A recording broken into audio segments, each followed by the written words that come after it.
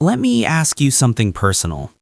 When your phone rings and you see it's someone calling to make plans, what's your first instinct? Excitement? Or a quiet, private little hope that maybe they're calling to cancel? If it's the second one, keep watching, because what I'm about to tell you might be the first time someone has explained your brain to you in a way that actually makes sense. Most people assume that if you prefer being alone, something must be off. Maybe you're depressed. Maybe you're socially anxious. Maybe something happened. Maybe you just haven't found your people yet. The world runs on the assumption that human beings are social creatures who naturally want to be around other human beings, and anyone who doesn't fit that model must be missing something. But what if that assumption is simply wrong for certain kinds of minds? What if choosing solitude isn't a symptom of something broken, but a sign of something unusually well developed? Here's what psychology actually says. Your brain has what researchers call an optimal stimulation level. Think of it like a volume dial. Every person has a point where the volume feels just right, not too quiet, not too loud. When the volume drops below that point, you feel bored and restless. When it climbs above that point, you feel overwhelmed and drained. The question is not whether you have this dial. Everyone does. The question is where your dial is set. For people who love solitude, the dial is sensitive. It reaches its upper limit faster, not because they are fragile, not because they are weak, but because their brains are doing something that most people's brains aren't. They are processing everything more deeply. A conversation is not just a conversation for these people. It is tone and subtext and implication and memory and emotion and timing and energy and 1,000 micro adjustments happening simultaneously in the background. When you are wired this way, social interaction isn't just tiring, it is genuinely expensive. It costs something real. And when those people finally close the door and sit alone in silence, that is not emptiness they are feeling. That is bandwidth being restored. But here is where it gets interesting. And here is where most explanations of introversion fall completely short. People who love being alone are not running away from the world. They are running toward something. And what they are running toward is their own mind. There is a network in your brain called the default mode network. When researchers first discovered it, they thought it was just background noise, the brain idling while nothing important was happening. They were wrong. The default mode network activates when you are alone and quiet and not focused on any external task. And what it does during that time is extraordinary. It integrates memories. It simulates future scenarios. It processes emotional experiences. It builds identity. It constructs meaning.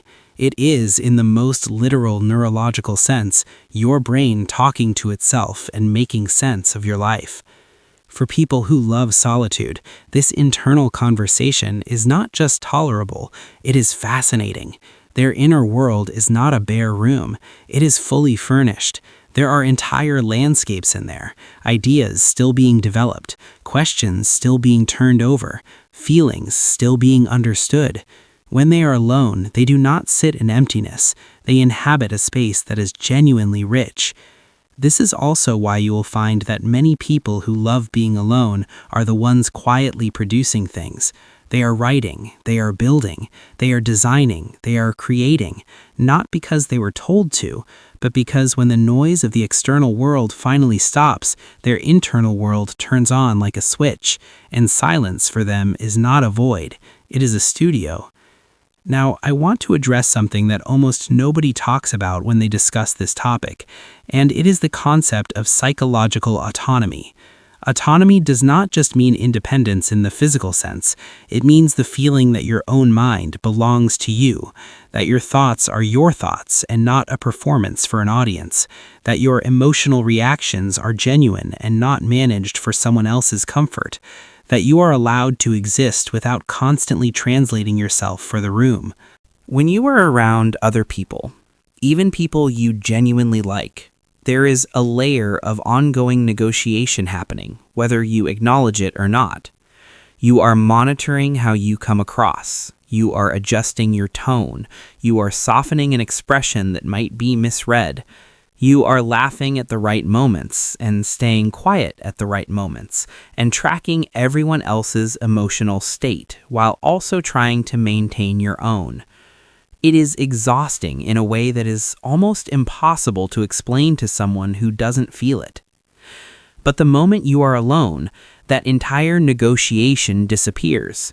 Your nervous system returns to its natural posture, and for people wired this way, that return feels like something physical, like putting down weight you forgot you were carrying. This is why alone time for these people is not a preference, it is maintenance. The same way sleep is not optional for a body that needs rest, solitude is not optional for a mind that regulates through quiet. And here is the thing that I think surprises people most about those who love being alone. They are not cold. They are not disconnected. They are not incapable of deep connection. In fact, they often feel things more deeply than most. The difference is in what they are looking for when it comes to other people. They are not looking for quantity. They are looking for quality. They are not looking for constant contact. They are looking for resonance. That rare feeling when someone else's presence actually makes sense to you, when you don't have to translate yourself, when the conversation goes somewhere real, when being with that person feels just as natural as being alone. They don't want many connections, they want clean ones. And because they hold their own company to such a high standard, they are not willing to fill their time with connections that feel hollow just to avoid being alone. They would genuinely rather be by themselves than be surrounded by people and still feel empty. They have made that comparison.